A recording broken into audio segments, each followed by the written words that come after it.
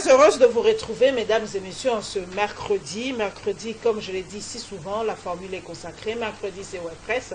Aujourd'hui, je suis avec trois intelligences de mon pays. Nous allons parler de deux sujets d'actualité brûlants de l'heure. Comme vous le savez, la ville morte, évidemment, le début des travaux du comité préparatoire consécutif au dialogue. Je suis avec Jeff Caleb d'APIC. Très heureuse d'être avec vous, Jeff Caleb.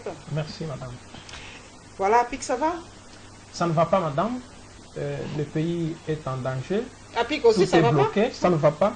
Quand les gens sont massacrés dans l'est de la RDC, je ne peux pas dire que tout va bien. Sinon, du côté de la majorité, on peut conclure que tout va bien. Je vous posais la question par rapport à APIC, mais voilà, on l'attaque déjà. Christelle Vanga, très heureuse d'être avec vous, journaliste indépendante. Oui, madame, merci. Moi aussi, très contente d'être sur ce plateau. Et je vais terminer par une intelligence de mon pays qui présente une émission qui est suivie sur Congo Web Télévision, Table Ronde, Monsieur Table Ronde, John Lungila. Très heureuse d'être avec vous. C'est le plaisir de partager, madame, et merci pour l'invitation. Voilà, WebPress, c'est pour vous les journalistes, et comme je le dis souvent, une grande précision, une précision de taille, ils sont tous membres de Journalistes en Action. Voilà, nous commençons, Jeff Caleb, la ville morte aujourd'hui. Le mardi, la ville morte a été, en tout cas, proclamée ou déclarée par l'opposition. L'opposition a demandé à la population de rester à la maison. Vous êtes reporter sur le terrain, vous avez sillonné la ville de Kinshasa. Bilan, réussite ou échec de cette ville morte? Chapeau bas au rassemblement. La journée ville morte était une réussite.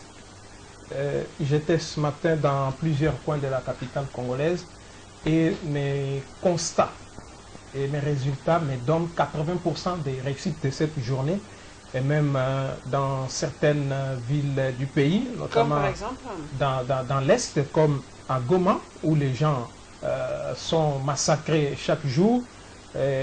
À travers cette décision du rassemblement de la journée ville morte, je pense que le gouvernement de la République a maintenant reçu un message fort de la part du peuple congolais qui a démontré que trop c'est trop.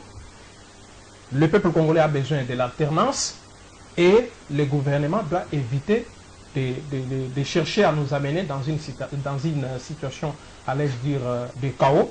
Et étant donné que notre gouvernement n'est pas à même de sécuriser, d'assurer la sécurité des Congolais, vous avez dans l'Est, les gens sont massacrés, et surtout à chaque fois que le président de la République effectue une descente dans cette partie de l'Est, on a toujours enregistré des morts, chose grave.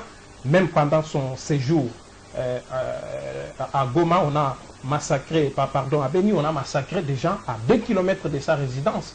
Donc, je pense que cette situation est à déplorer, et condamner avec la dernière énergie. Donc je pense que la journée ville morte était une réussite pour les rassemblements de l'opposition.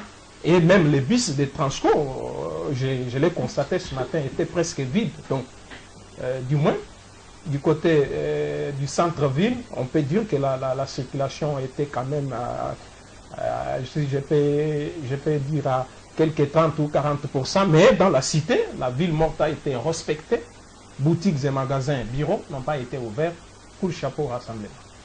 Christelle Vanga, votre bilan, reporter de terrain, même si vous êtes indépendante, je sais que vous sillonnez la ville. Alors, votre constat personnellement? Je pense qu'il serait tout à fait paradoxal de dire que ça réussit à 100%, je dirais peut-être à 50%. Parce que la crispation le fait que les boutiques n'ont pas ouvert, tout le monde n'a pas vaqué à ses occupations, au fait c'est cet ensemble-là qui constitue la ville morte.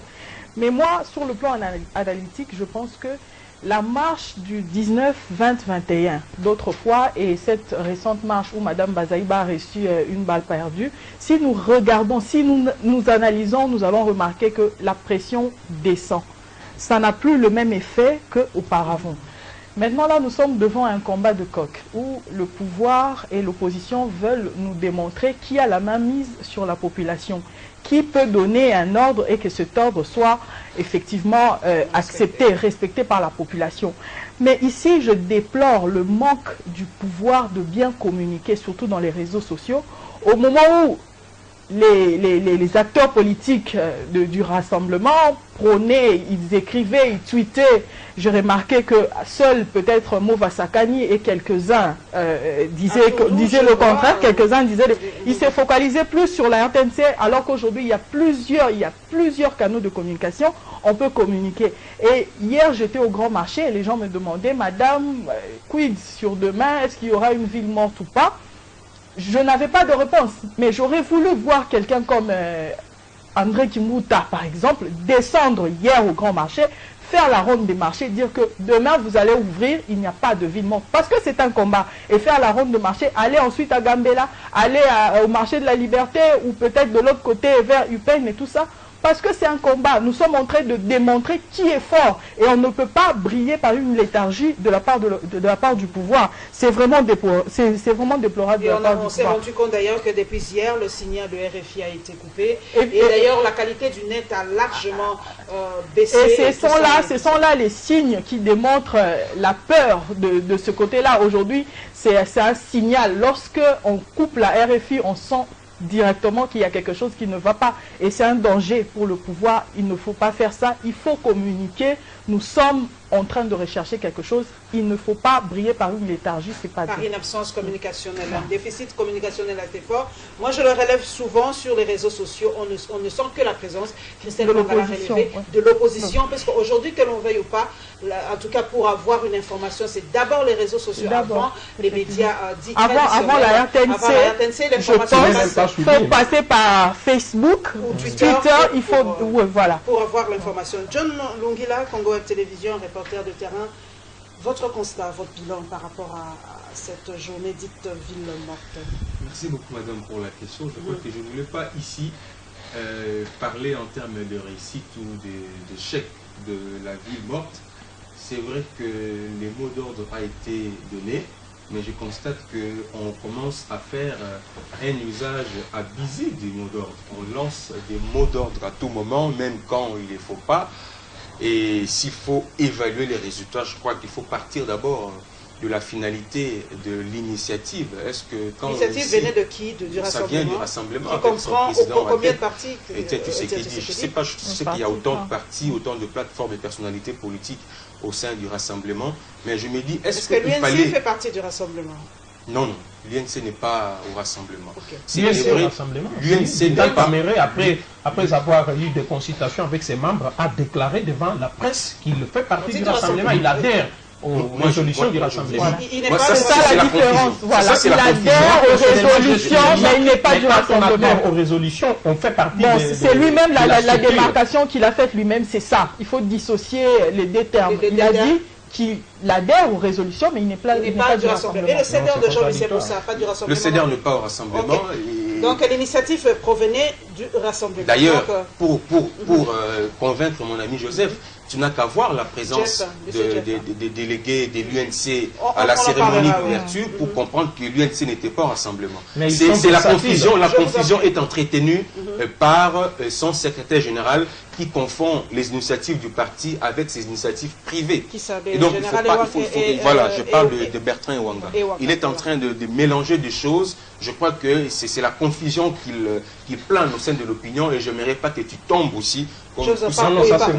Alors, par rapport à la ville, à la journée ville morte, je ne sais pas, mon ami parle de Goma, il parle de Goma du Nord Kivu, Goma, je ne sais pas de quel pays. Parce que moi, j'ai demandé des informations, on n'a même pas voulu entendre parler d'une seule seconde de cette ville morte à Goma.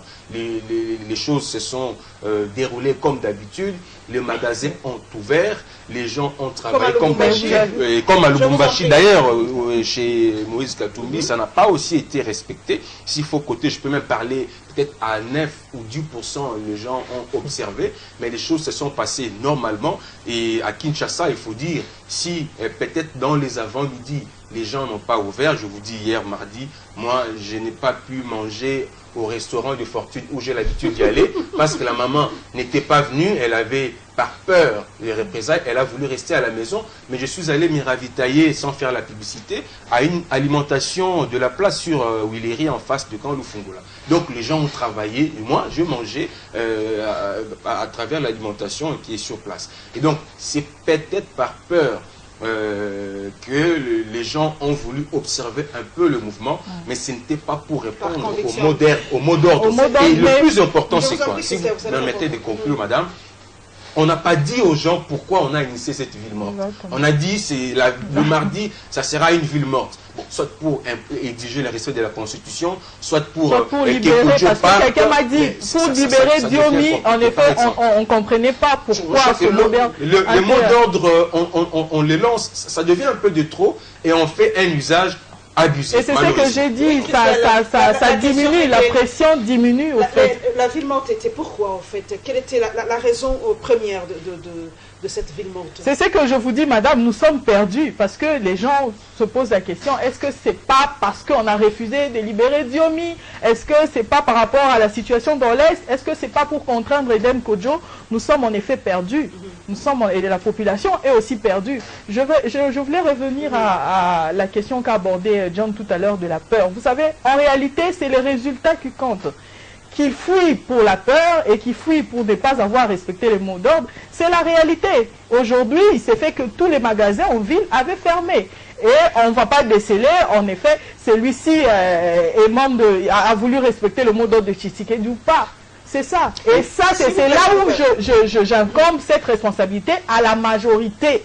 Il doit faire son travail, il doit communiquer. Au moment où les autres cherchent comment faire pour atteindre les différentes couches sociales via l'Internet, elle ne fait rien. Et pourtant, ils sont les mieux payés. Ils sont payés pour faire ce travail. Et je me demande s'ils ne le font pas. Pourquoi? Parce qu'ils ne savent pas travailler, ou bien ils n'ont pas ces idées-là, ou bien ils veulent observer comment ils veulent rester sur leur grand chevaux, dire que nous sommes là, nous ne partirons pas, quelles que soient les conditions. Et ça, c'est très dangereux. Jeff Caleb, une ville morte de trop, est-ce que la population, j'y reviens, quelle était la cause vraiment de cette revendication, le motif? Oui. Si vous avez les éléments plus... Oui, madame, je suis au regret de constater que ici sur ce plateau, mes confrères et mon confrère et ma consoeur journaliste puissent dire que le mot d'ordre a été lancé. On a appelé à une journée ville morte sans toutefois préciser. Mais le nouveau secrétaire général de l'UDPS a fait une déclaration hier au siège de l'UDPS. Il y a eu des tracts qui ont été lancés. Voilà. On a dit l'objectif de cette ville morte, c'était pour récuser M. Eden Kodjo qui est au service de M. Kabila. Là, c'était hier. C'était la raison. Là, c'était hier. Je donne les raisons de cette ville morte. Non, vous dites hier.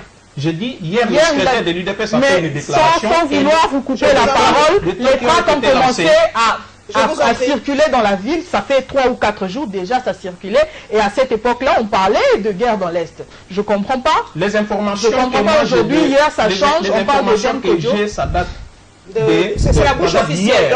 Ça, c'est la bouche officielle du secrétaire de l'UDPS. Voilà, c'était pour récuser M. Eden Kodjo et le dialogue Made in Kabila, qui vise à accorder un troisième mandat à Joseph Kabila, qui est à son deuxième et dernier mandat présidentiel. C'était aussi pour exiger le respect de la Constitution, donc l'organisation des élections dans les délais. Ça, c'est les informations que moi j'ai. Et la déclaration a été faite hier par le secrétaire général de l'UDPS, M. Jean-Marc Kabounda Kabo. Ok. Par rapport à la réussite ou à l'échec de cette ville morte, est-ce que la population... Est-ce que c'est vraiment par cette méthode des villes mortes qu'on peut faire passer un message? Parce que, après tout, Jeff Caleb, c'est la question que je vais poser. Est-ce que la ville morte, c'est vraiment un combat? Parce que c'est peut-être, on change d'époque. Ça réussissait vers les années 90, comme M. Etienne Tshisekedi était vraiment dans le top de sa carrière. Mais aujourd'hui, on a l'impression que ça fait flop.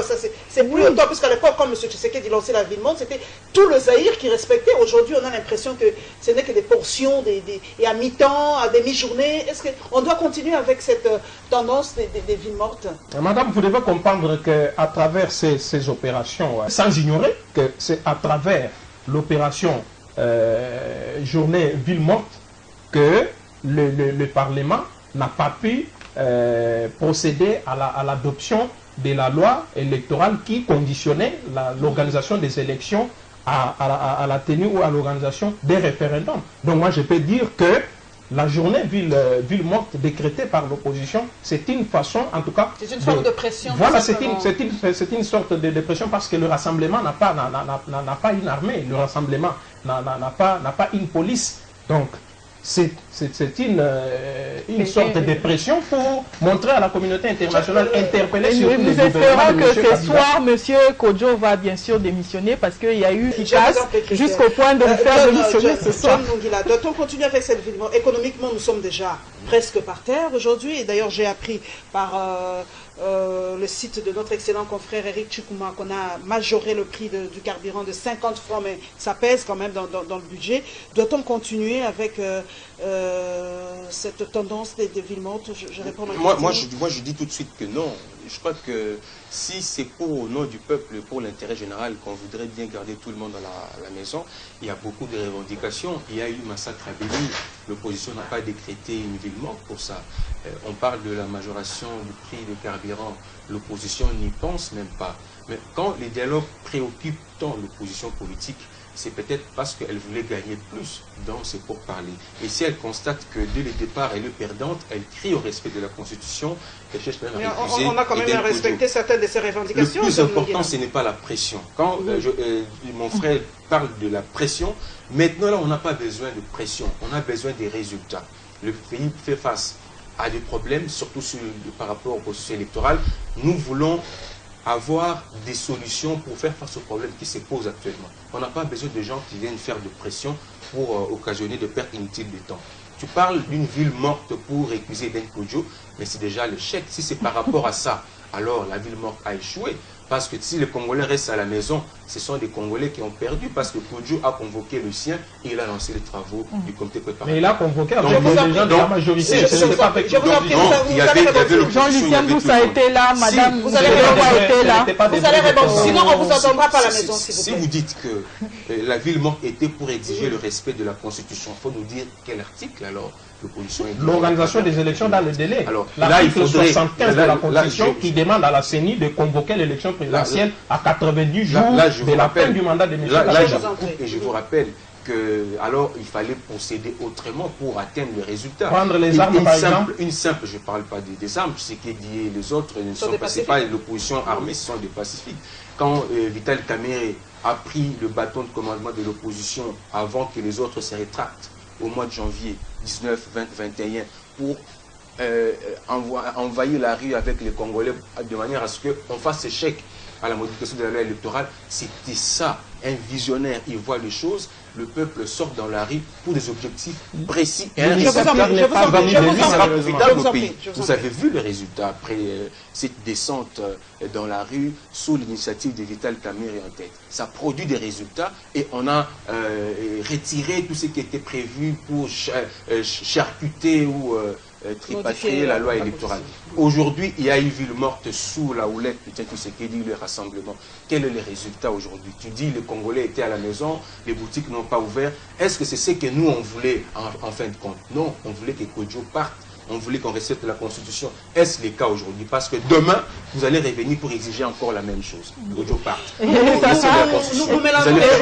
madame, voilà, en effet, juste rajouter quelque chose.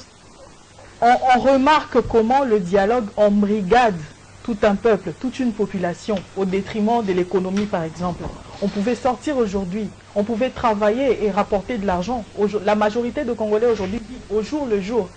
Mais on nous a interdit de sortir et on a eu peur, on est resté à la maison. Tout ça à cause du dialogue. L'opposition, le rassemblement, entre guillemets, doit revoir ses tactiques. Sinon, il risque de se perdre. Il doit s'asseoir ce soir et revoir comment est-ce qu'ils peuvent contraindre. Parce qu'ils ne veulent pas d'Edem Kodjo. Edem Kodjo, il est là, on lui a envoyé. Il a un travail à faire. Si vous ne voulez pas venir au dialogue, laissez-le faire son travail.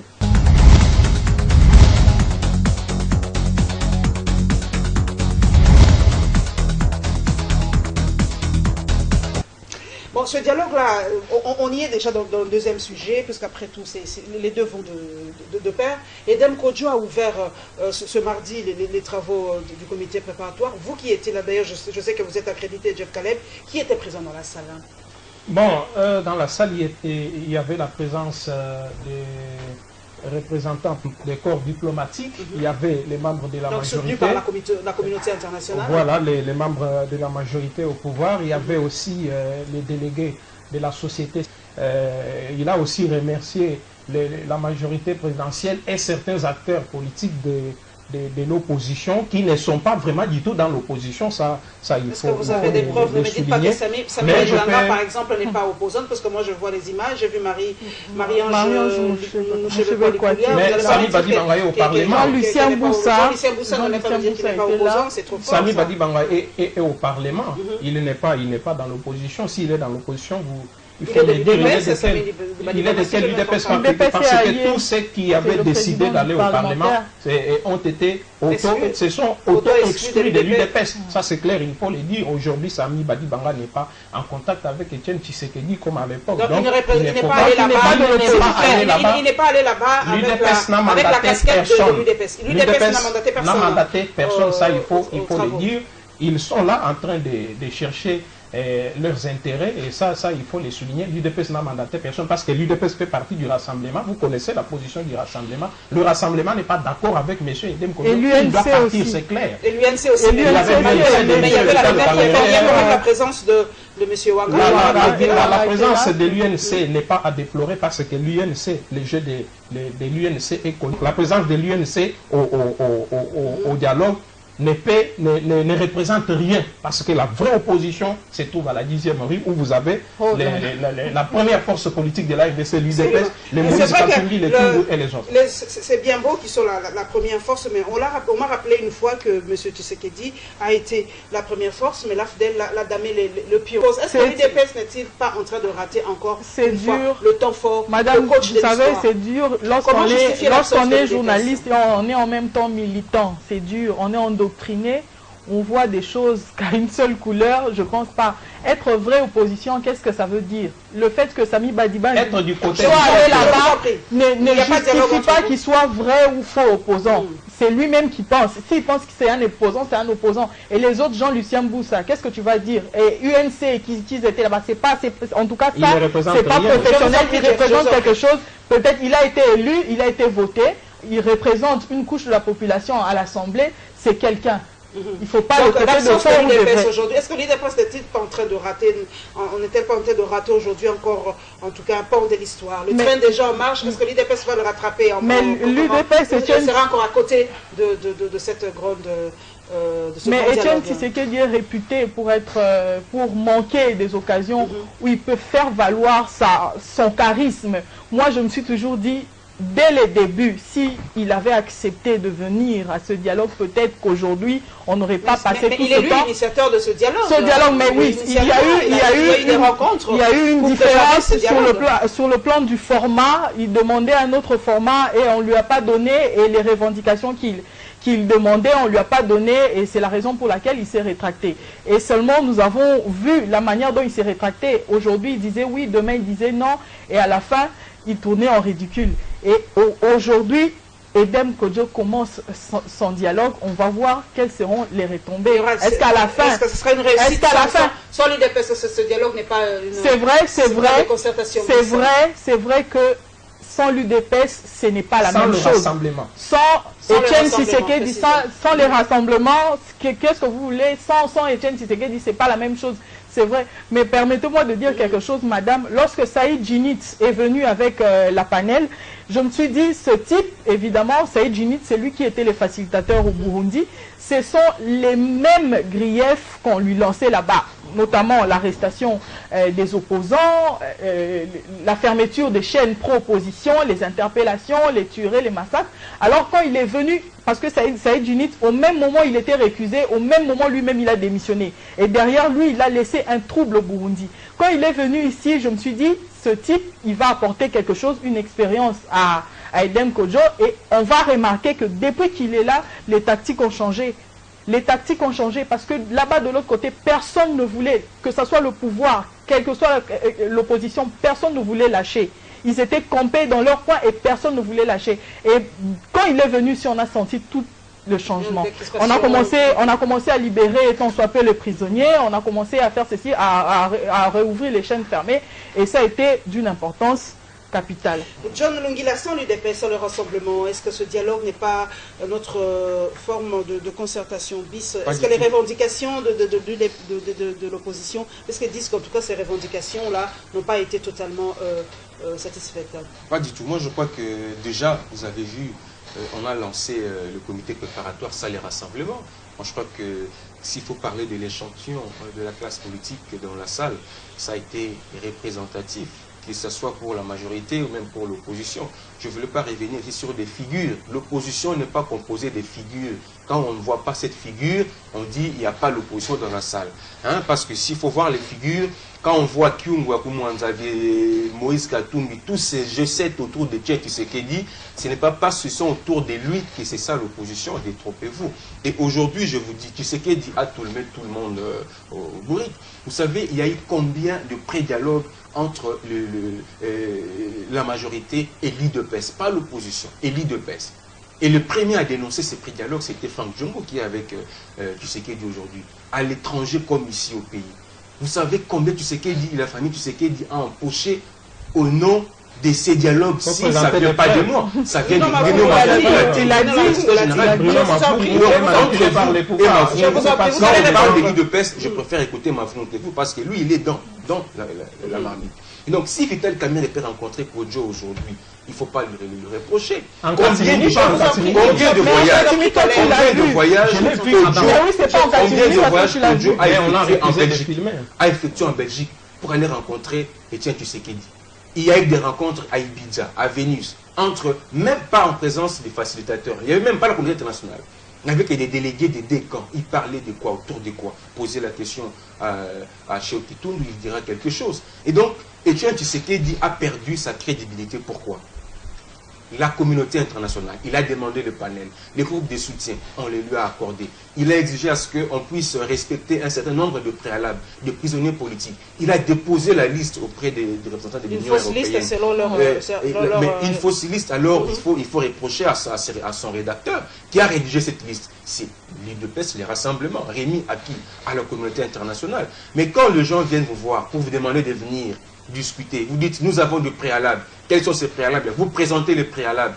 On vient répondre à vos préalables. Vous changez encore d'autres revendications. Vous cessez d'être crédible auprès de vos interlocuteurs et vous ne représentez plus rien à leurs yeux. C'est ce qui se passe aujourd'hui. Combien de fois il y a eu des ratés? L'UDPS a lancé des ultimatums combien de fois? Si à la fin du mois d'octobre, on ne convoque pas les dialogues, nous n'irons plus à ces dialogues. Si à la fin du mois de novembre, décembre, aujourd'hui nous sommes en 2016, bientôt l'année va terminer, autant de ultimatums avec aucun résultat. Vous avez vu la vitesse avec laquelle les choses ont évolué. Quand Vital Kamerhe a accepté d'aller au dialogue, ça n'a même pas pris un mois, vous avez vu, aujourd'hui on a convoqué ces dialogues. On a besoin aujourd'hui des acteurs politiques qui, à un moment donné, savent s'oublier eux-mêmes pour l'intérêt général. Les États-Unis, le Parlement américain a voté une résolution, une loi qui menace la classe politique. Tout acteur politique qui entraverait au processus électoral au Congo, il sera sanctionné. Moi, j'aimerais qu'ici, les rassemblements fassent attention. Parce que si les autres rassemblements n'ont pas la responsabilité de l'élection, M. Kamerhe il faut essayer vos arguments de Kamerhe a compris cette communauté. Tout le monde parle de dialogue selon la résolution 2267. Ce n'est pas Kamerhe qui a voté cette résolution, c'est le Conseil de sécurité, c'est la communauté internationale. Et l'IDPS, les rassemblements, veulent le dialogue sous ces formats-là. Mais si ceux-là qui ont décidé, qui ont travaillé sur cette résolution, vous dit, nous, on vous présente Kodjo comme facilitateur. Vous dites non. Vous voulez qu'on vous considère comment? Moi, je crois qu'aujourd'hui, le plus important, ce n'est pas les rassemblements. Le plus important, c'est les Congo. Au dialogue, on n'y va pas pour parler des problèmes de santé de Tshisekedi, ou de sa famille, ou des rassemblements. Pas du tout. Nous n'irons pas à ces dialogues parce que Moïse Katumbi a fait des choses à Lubumbashi poursuivi par la justice. Il ne faudrait pas qu'on y aille le temps qu'il soit libéré. Vital Kamerhe a un problème. Il y a un procès. Vin Moleka. Mais est-ce que vous avez vu Vital Kamerhe dire, parce qu'on n'a pas encore fait sursoir cette affaire, ces procès, je n'irai pas? Non. Chacun a ses problèmes personnels qui ne concernent pas le Congo. Ne confondez pas nos problèmes, nos maisons au Congo, ce qui n'est pas correct. Jeff Caleb, c'est vrai que vous bouillonnez un peu, on vous comprend, mais est-ce qu'aujourd'hui l'UDPS n'est-il pas en train de perdre, comme l'a si bien dit John Ngila, sa crédibilité? Est-ce qu'il y a-t-il de preuves, comme aujourd'hui ils disent que M. Tshisekedi l'a dit ouvertement, que M. Edem Kodjo est kabiliste? A-t-il des preuves probantes pour nous les démontrer sur la place publique, ce fait d'être kabiliste? Oui, madame, en tout cas, avant de répondre à votre question, permettez-moi de recadrer certaines choses parce que j'ai comme l'impression, mon confrère est en train de faire trop d'amalgame, de confusion, il met un peu des comédies dans tout ce qu'il est en train de dire. Lorsque vous dites Etienne Tshisekedi a toujours raté des occasions, de quelle occasion faites-vous allusion? Pouvez-vous nous faire les bilans positifs de toutes les occasions ratées par Etienne Tshisekedi? Aujourd'hui, où en sommes-nous? Vous avez vu dans quelle situation les régimes de M. Kabila nous a placés? Aujourd'hui, on parle de combien de morts dans l'Est de la RDC? Quelles sont les conditions de vie du peuple congolais? En tout cas, je pense que nous devons quand même avoir un peu du respect à l'égard de M. Etienne Tshisekedi. C'est quand même un monument, c'est quelqu'un qui a beaucoup lutté pour la démocratie dans ce pays. Vous parlez s'il vous plaît, madame, quand vous avez parlé, moi j'étais calme. Vous parlez d'Edem Kodjo, mais Etienne Tshisekedi a tout. Edem Kodjo, je dis, nous devons avoir un minimum du respect. Vous parlez d'Edem, vous avez...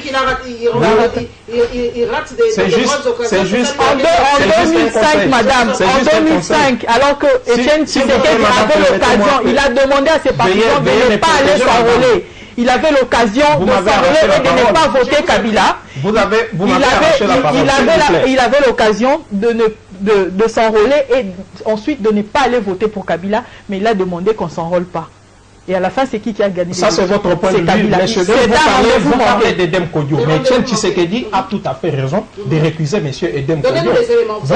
Vous avez vu la position qu'a affichée M. Edem Kodjo au lendemain de la publication de la liste des soi-disant prisonniers politiques, parce que sur les 24, il n'y a que 4 qui ont été libérés, 20 autres ont été déjà libérés depuis très longtemps. C'est une confusion de la part du ministre de la Justice, M. Alexis Thambwe Mwamba. Edem Kodjo déclare devant la presse qu'après la libération des prisonniers politiques et la réouverture de quelques médias, il n'existe plus d'obstacle à la tenue du dialogue. Est-ce qu'il lui revient à lui de déclarer qu'il n'existe plus d'obstacle à la tenue du dialogue? Il devrait consulter le rassemblement, parce que les préalables ont été posés par le rassemblement. Il devait consulter, entrer en contact avec le rassemblement pour demander est-ce que, après la libération des prisonniers politiques, est-ce que vous êtes content? Est-ce qu'on peut aller au dialogue? Il ne l'a pas fait. Il a vite déclaré que maintenant il n'existe plus d'obstacle à la tenue du dialogue et directement il convoque le dialogue sans toutefois consulter les membres du rassemblement. Et ça, c'est une preuve qui démontre que M. Kodjo est au service de M. Kabila, parce que sur les 24 personnes libérées, 20 étaient déjà en liberté depuis très longtemps. Je pense que vous avez suivi les réactions de certains membres du rassemblement et 4 autres seulement ont été libérés. Vous avez le cas de M. Diomi qui continue toujours à couper. Mais on a libéré, si on arrive à libérer M. Evoloko, pourquoi ne pas libérer Diomi Dongala? Faut pas faire l'amalgame. Non, mais Edem Kodjo est poursuivi entre guillemets pour des cas de viol. C'était le même cas avec Evoloko.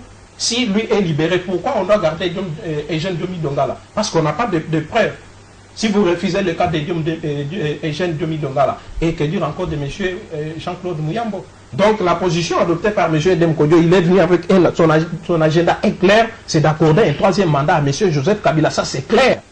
Christelle Vangal, si l'UDPS ne fait pas partie de ce dialogue, quelle perspective voyez-vous? Prochainement, je conseillerais à Jeff Caleb d'aller dans une émission des politiciens ou des politiques. Je vous en prie. Ça, c'est une émission des journalistes. On doit faire des analyses sur le plan factuel des événements.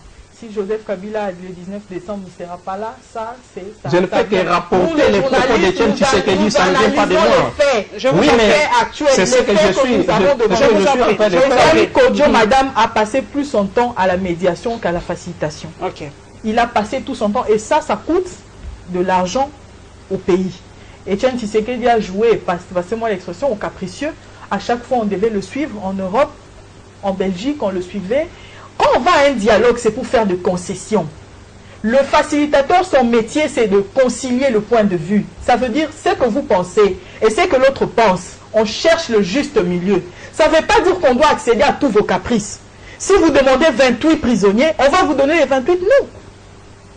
10, ça peut aller, 15, ça peut aller. Ça dépend, madame. Ça dépend. Et puis, la grâce présidentielle dont nous parlons, la grâce, cette grâce qu'on doit faire à Diomi, c'est comme en fait dans la Bible, quand on dit que la vie éternelle est gratuite. En réalité, elle n'est pas gratuite. Il y a des préalables.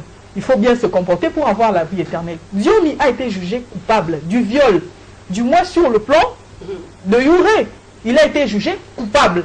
Et toutes les procédures juridiques ont été épuisées. On appelle encore, on contre-appelle, tout ça a été épuisé. Et l'un des critères, si je ne me trompe pas, pour avoir une grâce, il faut avoir, ne serait-ce que purger au moins le 3/4 de sa condamnation. Il a été condamné à combien d'années? Je crois 15 ans, 12 ans, quelque chose comme ça. Diomi n'a pas été condamné? Il a été condamné. Ça, vous n'avez pas l'information. Il a été condamné. Et c'est ça même qui pose problème. Parce que la grâce constitutionnelle trouve son fondement de la Constitution. Et la Constitution n'est rien d'autre que le droit. Le chef de l'État ne peut pas, en tant que garant de la nation, vaciller. Mais par rapport à... Mais on l'a fait avec le PLO, ça il faut aussi le dire. Je vous en prie, Christelle, au nom de la RDC, puisque la RDC n'est pas n'importe quel pays, nous avons eu le 1+4 dans ce pays, est-ce qu'au nom de la survie, paix, je vous en prie, la police de débat, au nom de la paix, au nom de la survie de ce pays, au nom de la bonne tenue de ce dialogue, au nom de l'inclusivité, voilà, madame, c'est là au fait que j'allais chuter, parce que vous vous souviendrez qu'en 2003, lorsque nous sommes allés au dialogue intercongolais, il y a eu ce qu'on a appelé la loi d'amnistie. On a amnistié tous ces rebelles qui sont aujourd'hui au pouvoir. Ce qui veut dire que ce que la politique veut, ça peut s'accorder. En France, on dit ce que le roi veut, la loi s'y fait. Donc, si le président veut libérer Diomi, on va trouver des mécanismes, parce que la grâce ne constitue pas seulement à annuler la condamnation, peut-être aussi à diminuer les peines. On peut aussi diminuer sa peine et voir comment, dans quelques mois, il peut sortir. John Lungila, dialogue, on a débuté. Est-ce qu'il y aura-t-il des quoi? Qu'est-ce que c'est? On a lancé, puis ça va s'arrêter à un moment. Est-ce que Den Kodjo va encore se rendre? C'est un Tshisekedi, parce qu'on dit qu'il est incontournable. Sans lui, en tout cas, ça ne marchera pas. Doit-il s'humilier, permettez l'expression, pour aller revoir le Sphinx de l'imité, pour qu'on l'implore de changer un peu sa position, pour qu'il vienne au dialogue, en fait, qu'on sauve la RDC? Moi, je crois que cette fois-ci, on risque de voir l'incontournable être contourné et puis oublié aussi. Mais je voulais recommander à mon ami un peu de courtoisie quand nous débattons. Je crois que c'est important. On comprend ça en montage. Effectivement. Mais je voulais parler des Diomi ici. Quand vous voulez, tout le monde veut Diomi doit être libéré, doit être libéré. Pourquoi? Est-ce qu'on peut nous dire la motivation? C'est quoi la raison valable pour que Diomi Ndongala soit libéré? Vous savez combien de personnes, au-delà même de Diomi, si tel était vrai, sont injustement gardées à la prison centrale de Makala ou un peu partout ailleurs? Vous pensez que Diomi Ndongala a fait pour ce pays plus que ce que le colonel Edi Campet a fait pour ce pays? Si aujourd'hui Tshisekedi nous dit qu'il est le père de la démocratie, il a été incapable de chasser Mobutu, il a fallu que Mouzé arrive ici avec l'AFDEL pour que les choses changent. Même si c'était un conglomérat d'aventuriers. Voilà. Et il était accompagné de qui? Des fils et filles de ces pays. Certains sont même à la prison centrale de Makala. Vous pensez que cela ne mérite pas la grâce présidentielle? Parce que personne est là pour les demander à leur place qu'il faudrait libérer Diomi Ndongala? C'est trop dire. Pourquoi? Parce qu'il était avec Tshisekedi. Tshisekedi n'est pas la personne qui légitime les infractions dans ce pays. Ne donnons pas assez d'importance à certaines personnes qui ne le méritent aussi peut-être pas. D'ailleurs, là, je vous renvoie parce que vous soutenez le rassemblement. Vous êtes avec Francis Kaloko, tu as cité son nom ici. C'était lui l'avocat de la famille qui a renvoyé Diomi en prison. Il est avec vous au rassemblement. Je ne suis pas membre du rassemblement. Je ne suis pas membre du rassemblement. Tu réquises le rassemblement pendant que tu soutiens le rassemblement. Je parle en tant que journaliste. Francis Kalombo est mieux placé. Je l'ai vu à Genval, aux côtés de Tshisekedi, à 2 mètres d'ailleurs. Au lieu d'exiger à Kabila de libérer Diomi, qu'on demande à Francis Kalombo qu'il explique un peu ce qui s'est passé. Parce que c'est à cause de lui que Diomi est maintenant en prison. C'est à cause de lui que Diomi a été condamné. C'était lui l'avocat. C'était lui l'avocat. Il ne faut pas faire de l'amalgame. C'est là où se trouve l'amalgame. Nous ne donnons pas de l'importance à des personnalités qui en réalité ne servent on y va mal. En jurisprudence, c'est un problème. Tout le monde veut la transition dans ce pays. Surtout Etienne Tshisekedi. Lui-même l'a déclaré dans une interview accordée au journal Le Monde à Belgique. il s'est considéré déjà comme étant président de la transition. C'est sur base de quelle constitution? Quelle constitution? Quelle loi? Je sais peut-être que je sais qu'il sur base de quelle constitution, monsieur Michel est arrivé président? Il a prêté serment sur la Bible. Mais la Bible ne demande pas, ne prévoit pas, la Bible ne gère pas le Congo pour qu'il devienne président de la transition. Si c'est là où se pose le problème. Les uns voudraient bien aussi, tout le monde est pour la transition, mais les problèmes se posent au niveau de la gestion de la période transitoire. Tshisekedi voudrait bien gérer la transition entre nous. Vous voyez Joseph Kabila aujourd'hui céder le palais de la nation, Tshisekedi qui gère la transition. Mais il va gérer à qui? Est-ce que c'est correct? Je vous en prie, je vous en prie. Il va céder à qui? Est-ce que c'est correct? Si aujourd'hui on est au-delà du délai constitutionnel, le problème est résolu. Mais il ne faudrait pas que ça soit décidé de la manière d'aller nous la même. Il faudrait que les choses soient discutées. Et l'UDPS est d'accord avec ça. Parce qu'elle avait déjà accepté d'échanger avec les délégués de Joseph Kabila. Ils ont pris beaucoup de temps, ça a perdu du temps. Aujourd'hui, les choses ont changé. Je vous informe qu'aujourd'hui, l'opposition au dialogue, l'autorité morale, maintenant, c'est Vital Kamerhe. Ça, c'est le pouvoir, le bâton de commandement. Selon vous, je comprends que j'ai affaire à un membre de l'UNC, c'est tout à fait normal que vous puissiez conclure ainsi. Vital Kamerhe n'est pas l'autorité morale de l'opposition. C'est un pion de la majorité présidentielle, ça c'est connu de tous. Vous allez me donner raison. Vous allez me donner raison. Kamerhe a accepté d'aller au dialogue en toute humilité et la communauté internationale est tout à fait d'accord avec lui. Cette opposition, je vous dis, a demandé à la communauté internationale de faire pression sur Kabila pour qu'il n'y ait pas de troisième mandat. La communauté internationale a donné ses assurances. Vous avez vu autant de pression dont fait actuellement l'objet le chef de l'État et même ses collaborateurs. C'est une façon de lui dire, attention, si vous voulez le troisième mandat, voilà ce qui va vous arriver. Et donc, c'est déjà une réponse à la revendication de l'opposition. Maintenant, qu'on vous demande de venir discuter, parce que toutes les garanties sont réunies pour que Kabila ne puisse pas briquer le troisième mandat. On va discuter pas troisième mandat, on va discuter élection.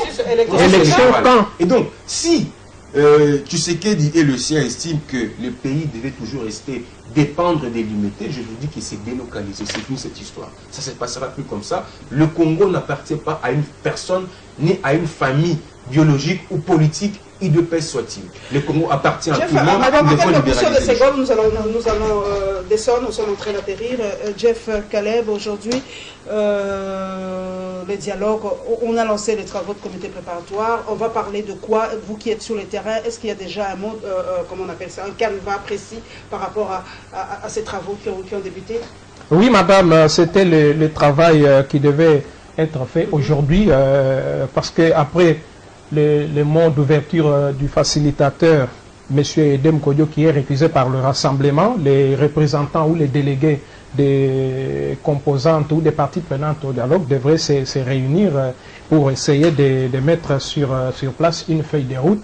Donc voilà, qu'à cela ne tienne, on peut dire que ce dialogue n'augure pas grand-chose, étant donné que c'est mal parti, même sur place dans la salle. Il y a eu un incident, il y a quelques membres de la société civile, tout juste après le discours d'Edem Kodjo, qui ont hué, et ils ont demandé à Edem Kodjo de plier bagages et partir, parce qu'il est membre.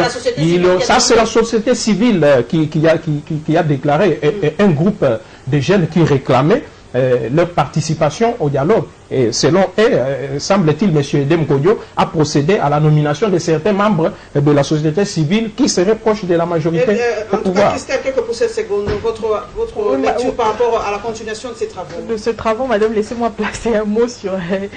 J'allais dire qu'il fallait s'y attendre. La majorité vient de jouer sa dernière carte. Ça veut dire la déstabilisation de l'opposition. Qui va résister face à la machine du dollar? Qui va résister face à la machine, ce poste tant convoité depuis très longtemps du Premier ministre par Vital Kamerhe? Alors je pense que si j'étais à sa place, c'est difficile de résister, alors que Etienne Tshisekedi fait encore ces grandes caprices. Donc vous appelez l'UDPS à un dialogue qui va aboutir à un gouvernement avec Vital Kamerhe comme Premier ministre? C'est ça votre tête? Donc madame, vous comprenez que vous avez totalement raison. Je n'aime pas les débats des noms. Les noms des gens. Etienne Tshisekedi est une autorité. Mais vous avez cité Vital Kamerhe, c'est une personnalité publique. Oui, parce que nous parlons du dialogue et lui, il a accepté de venir au dialogue. Parce qu'on lui a promis le poste du Premier ministre, c'est vous qui l'avez dit, ça fait la politique, ce n'est pas le sacerdoce. Ce n'est pas la Ça vient religion, de vous. c'est la politique, c'est comme ça, ce sont les intérêts qui priment. Alors l'UDPS a raison de pouvoir boycotter les dialogues. Oui, mais que Tshisekedi n'a qu'à s'asseoir et observer comment les trains marchent et que lui, il reste... Les trains marchent le 19 décembre, le mandat de Kabila est fini. Nous sommes à la fin, nous sommes à la fin. Nous sommes à la fin. Vraiment, nous sommes à la fin. Je conseille à Jeff d'aller la prochaine fois à une émission de politique. À table ronde de John Jungila, à table ronde par Mais exemple. lui, il a des acquaintances avec Vital Kamerhe, vous l'avez senti dans ce propos. Voilà, nous sommes à la fin. Merci à vous, les intelligences de mon pays. Je crois que les travaux du comité préparatoire a déjà débuté. Donc, Jeff Khaled, Christelle Vanga et John Lungila seront sur le terrain pour suivre de près les déroulements de ces travaux. Merci à vous, mesdames et messieurs, pour votre fidélité à cette émission. Merci à tous mes followers sur les réseaux sociaux. Merci à toute l'équipe technique et merci encore une fois à tous les journalistes en action. RDV Prix, mercredi prochain.